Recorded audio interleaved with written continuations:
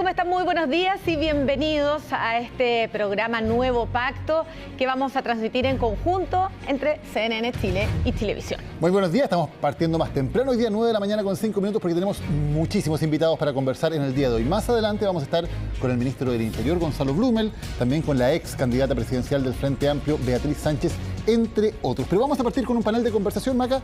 Pasemos por acá para saludar a nuestros primeros invitados. Voy a partir por Hugo Herrera, académico de la Universidad Diego Portales y quien además está lanzando libros. Octubre en Chile, uno de los primeros libros que tiene que ver precisamente con lo que ha ocurrido en los últimos días en el país. Hugo, gracias por acompañarnos. Muchas gracias por la invitación. Hola, buenos días. Y por este lado tenemos a Alberto Mayol, sociólogo, académico de la USACH, ex precandidato presidencial también y que también está a punto de sacar un libro. Alberto, ¿cómo estás? Buenos días, ¿cómo están? Sí, muy bien, muchas gracias. Sí, está en imprenta, nos contabas el libro. Sí, está en el típico proceso de antes del parto. Así que... Bueno, y a propósito de que ustedes dos han podido hacer esta mirada más amplia y que hoy día se cumplen 52 días, ¿cuál es el diagnóstico, Alberto, que puedes hacer de lo que ha ocurrido en nuestro país y qué es lo que vas a plantear en ese libro? Mira, básicamente esto es una larga historia de lo que podríamos denominar, yo lo denomino en el libro, desequilibrios normativos, o sea, cosas que funcionan de una manera para un lado y no funcionan para el otro, que tienen que ver con la idea de que cuando hablamos de desigualdad no hablamos solo de desigualdad, sino que hablamos de injusticia y que una sociedad que se estructura injustamente de una manera que comienza a ser legible para la población, es decir, la gente empieza a entender cuál es la estructura de la injusticia, dice entonces esto no es una casualidad, sino que aquí hay dolo, entre comillas, y eso resulta insoportable. Y la respuesta de estos 50 días es muy mala. O sea, no es mala, es muy mala. La respuesta por parte del gobierno. La respuesta del sistema político en general, representado fundamentalmente por el gobierno. O sea, seguimos enfatizando los desequilibrios normativos, se sigue jugando el mismo juego. Hay un par de acciones que uno podría señalar de que son las correctas, digamos, se le dio en el gabinete político peso a personas que tenían una visión de mayor capacidad de comprender el fenómeno, pero a la semana siguiente se les dijo y ahora ustedes tienen que aprobar 14 leyes policiales y dejemos de lado el tema social hasta que no se resuelva lo policial. Es un ¿Pero camino... no han ido avanzando en paralelo la agenda social con la agenda de seguridad? O sea, eso no es en paralelo, o sea, no hay una agenda...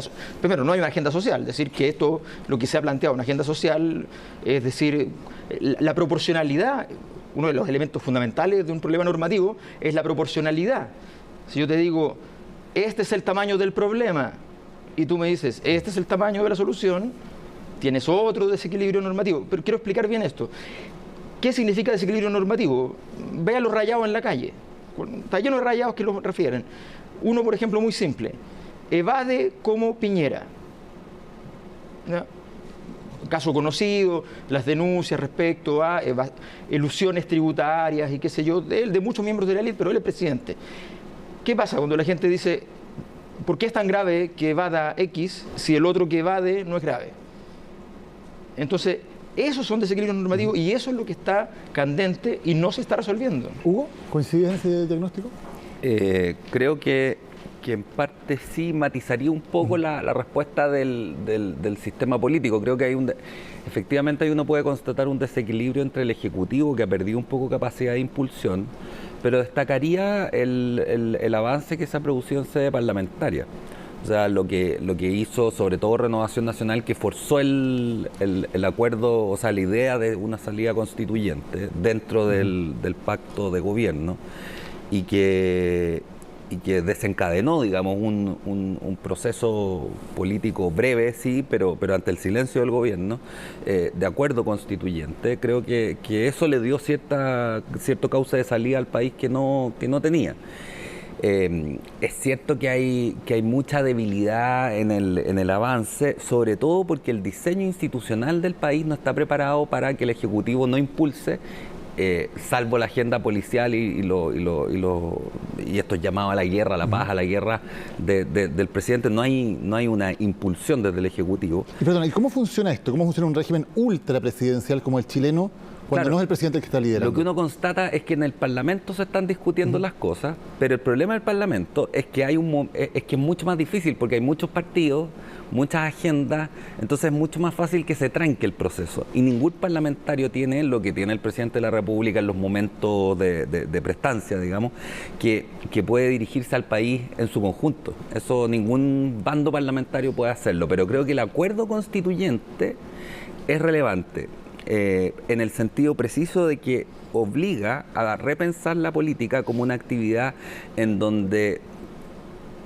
no solamente el planteamiento de posiciones o la justificación de posiciones, sino sobre todo la conversación y también la transacción son valiosas, digamos. O sea, no hay política si no hay transacción pensando en la política. Y eso creo que ha chocado tanto con la UDI cuanto con una parte del Frente Amplio, en una parte, en parte de la derecha más recalcitrante, digamos, por un discurso económico muy abstracto que les impide entender que el problema es eminentemente político, antes que económico.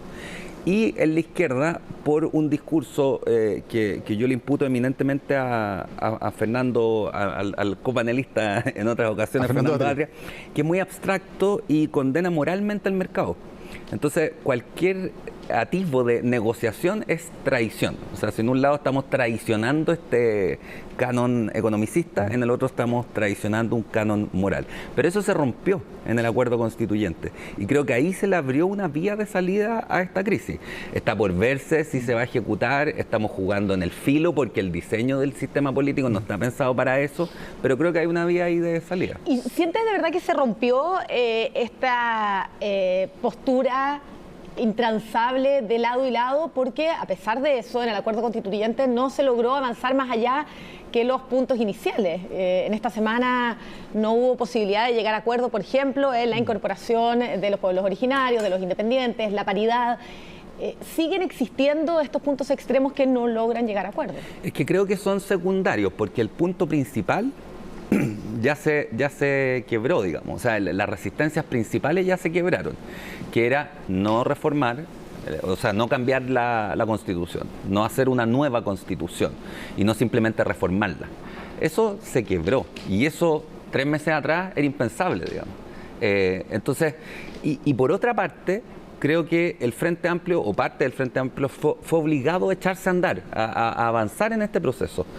Y eso decanta una crisis dentro del Frente Amplio. Ahora, por supuesto, insisto, como el sistema no está diseñado para avanzar en sede parlamentaria, sino que la impulsión debiera venir de la Presidencia de la República, y eso no está ocurriendo, puede trancarse en cualquier momento por detalles, no son detalles, por aspectos más particulares, como las incorporaciones de mujeres, de indígenas y pueblos originarios y todas estas cuotas, digamos, que tienen entrampado el asunto. Sí, yo diría que, salvo precisiones, coincido perfectamente. Creo que ahí las precisiones son básicamente que la zona del Congreso donde se puede hacer algo hoy día es la Cámara de Diputados. O sea, el Senado, por razones muy evidentes y explícitas de toda transición, es la zona donde se dedican a trabar la pelota, entonces no quieren avanzar. La Cámara de Diputados ha sido la que ha podido, junto con ciertos presidentes de partido, en su momento desborde, aunque fue limitado en las últimas semanas, lo que le hace muy mal a la salida, porque esto se resuelve, una crisis se resuelve, dice la literatura, con la posibilidad de que los distintos actores vayan cruzando el río. Si no cruzan el río no hay salida, ¿no? Porque no se puede volver al momento anterior. Entonces, hay que dimensionar lo que implica un estallido. Y en ese sentido, efectivamente, lo que se ha hecho de política y se ha logrado a través de la Cámara de Diputados alcanza a ser al menos atendible. ¿Cuál es su dificultad? Que la política, después de un estallido social de esta envergadura, queda bastante convertida en algo inútil. Tiene que reconstruirse. Entonces, le cuesta llegar más lejos. Yo creo que el error del acuerdo fue haber jugado a que podían llegar a más de 10 puntos. Tenían 4. Con los 4 iniciales se cerraba. Y el acuerdo era limpio y era claro y no empezábamos con, ya, pero es que mira, yo tengo un reparo, una duda. Quedaba hasta ahí. Con el primer párrafo del 4 se acababa el asunto, ¿ya? Y de ahí para adelante en el cómo, pero con eso ya quedaba redondo y entonces el acuerdo en sí mismo nunca se caería, sino que efectivamente tienes un pie firme. Eso es lo que hay que hacer en una crisis, buscar aquellos elementos que te dan solidez en un escenario que es muy complejo. Ahora, ustedes, Hugo y Alberto, desde posiciones políticas bien distintas, porque tú te identificas más con la derecha, tú con la izquierda, son posiciones que uno podría pensar antagónicas, pero ambos venían advirtiendo de una serie de problemas en el sistema político y eran discursos que uno podía entender como relativamente comunes, sí, en términos de la falta de política en lo que se estaba haciendo en Chile. ¿Por qué hay esa falta de política hoy día en nuestra sociedad? Yo lo intento ver, creo que son diagnósticos que vienen de disciplinas distintas, pero tienden a ser bastante coincidentes. Yo entiendo la crisis actual como una crisis hermenéutica o de comprensión. O sea, si uno ve el sistema político, uno tiene dos polos y a eso se enfrenta cualquier agente político que pretenda hacer política con sentido. Un polo concreto, el pueblo desplegado en su territorio, digamos, y un polo abstracto, llamémoslo los discursos, las instituciones, las obras que se hacen. La política, decía ya Aristóteles, es un arte. No es una ciencia, digamos, no hay una ciencia de por qué Lagos levantó el dedo y eso tuvo un efecto, no, eso es un arte. Hay que saber muchas cosas, hay que saber compenetrarse de la situación, pero ese arte consiste en llevar las pulsiones y anhelos del elemento concreto o popular a una institucionalidad en la que ese pueblo se vea reconocido, puesto en simple, digamos, eso sería más o menos la política. Y creo que por décadas aquí hubo una derecha que asumió la vieja tesis de Friedman de que el orden económico libre o neoliberal es la base de un orden político estable o adecuado. Y esa tesis creo que es la que sigue operando en el gobierno y en el sector más recalcitrante de la derecha.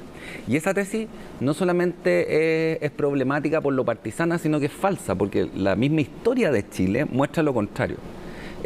Durante Chile el mayor desarrollo económico no lo tuvo durante los años finales de la dictadura y la concertación, eso fue un periodo muy breve, digamos.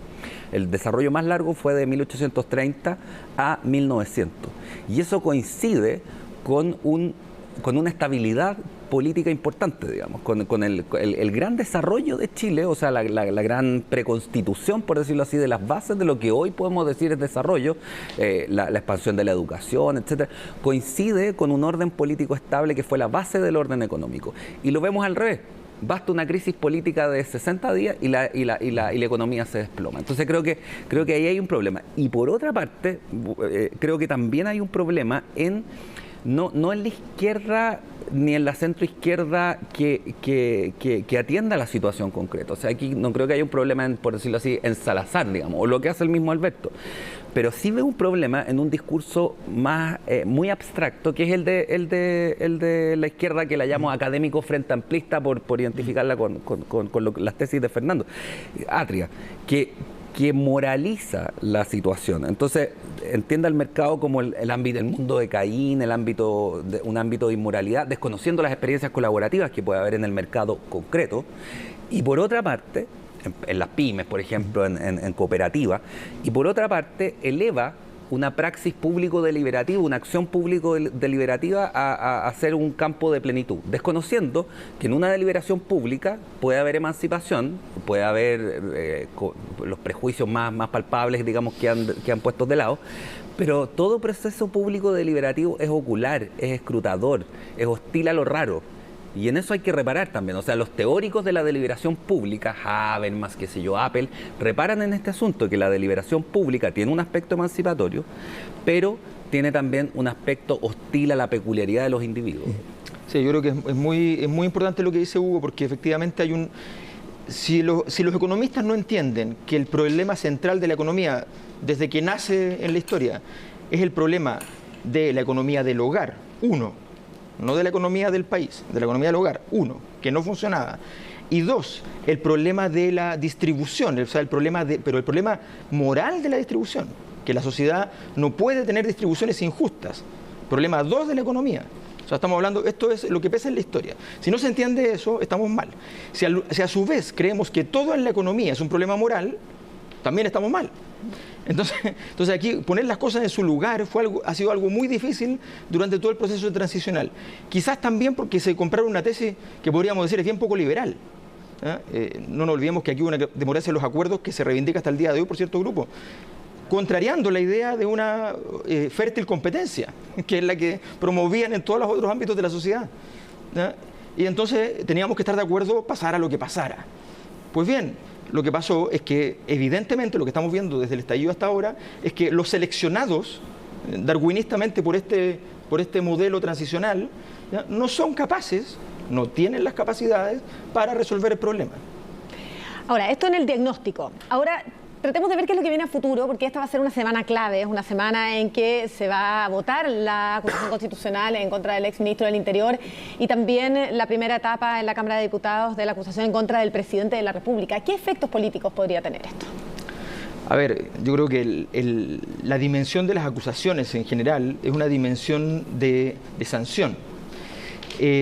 ¿Cuál es el riesgo que tiene el gobierno en particular respecto a todo proceso de sanción? Que dado que no ha habido ninguna sanción, dado que hay una sensación de impunidad, tanto del pasado anterior al estallido como del momento posterior al estallido, ¿ya?, y hay una necesidad obvia, esto es antropología 1 nuevamente, ¿ya?, una necesidad obvia de que haya alguien que condense las culpabilidades, ¿ya?, se conoce como chivo expiatorio, cabeza de turco, como quieran llamarlo, ya la posibilidad de que efectivamente dentro del gobierno eso se condense en un momento determinado existe. ¿Ya? Y ese es el riesgo que tiene el gobierno, dado que no ha sido capaz de hacer... ¿Y ese chivo expiatorio sería el exministro del Interior? Podría ser el ministro del Interior, pero si el ministro del Interior basta que apunte hacia arriba y es el presidente. O sea, ya el abogado, lo digo porque el abogado del ministro del Interior, no sé si fue una forma de amenaza velada, qué sé yo, lo primero que dijo es, bueno, pero él no era el jefe. O sea, entonces, si se apunta hacia arriba, le llega al presidente. ¿Y qué consecuencias podría tener eso? Bueno, las consecuencias son de generar una nueva crisis, ahora política. No sabemos si esa crisis política aumenta la presión social o la disminuye. Hoy día, la verdad es que eso no lo sabemos porque un estallido no es un movimiento social, no tiene elementos predecibles. Un estallido es un estallido. O sea... Hugo, ¿cómo influye lo que va a pasar esta semana con las acusaciones? Yo creo que hay que distinguir la semana de la envergadura de esta crisis, porque creo que la acusación probablemente no va a prosperar.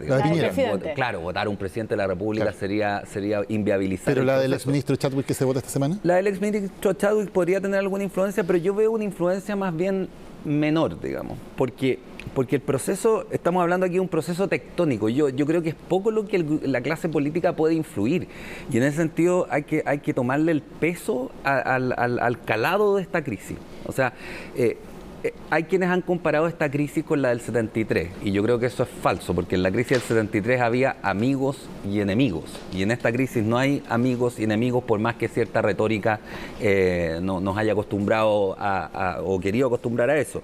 Aquí no hay bandos, en principio, digamos, bandos claramente identificables. Es el pueblo el que emergió. Es el pueblo, grandes clases medias, contingentes de clases medias agobiadas, digamos, pero distintas ya del proletariado de otras épocas.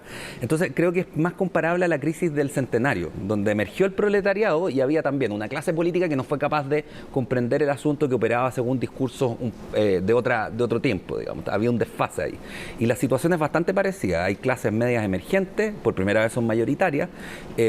Entonces creo que la amplitud de la crisis es tal que el ojo hay que ponerlo, más que en casos como el de la acusación de Chadwick, en la viabilización del proceso político. O sea, por decirlo usando una analogía, el fuego de la calle se apaga cuando se vea un fuego en el proceso político mismo. No bastan acuerdos, hay que desencadenar un proceso. ¿Y cómo se desencadena ese proceso cuando, como tú decías, hay una separación básicamente populista, digamos, entre una ciudadanía que se ve a sí misma como portadora de ciertas virtudes y que ve una élite decadente? Ese es un poco el sentir que tiene la calle.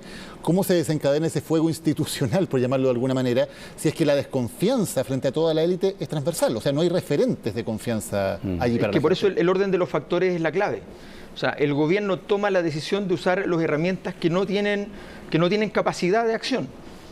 Toma la decisión de usar aquellos elementos que tienen cero legitimidad. Cero legitimidad es muy distinto a 1 de legitimidad, que es muy poco, pero entre 0 y 1 todos sabemos que el problema ya es cualitativo y no solo cuantitativo. Entonces, el gobierno quiere usar entonces el pacto político, quiere usar la policía, que ya fracasó en el momento más difícil 2 veces, y por tanto es evidente que no puede, el mundo militar, que también fracasó en su momento, y que fracasa sin poder obtener el orden público y violando los derechos humanos, o sea, la peor combinación posible.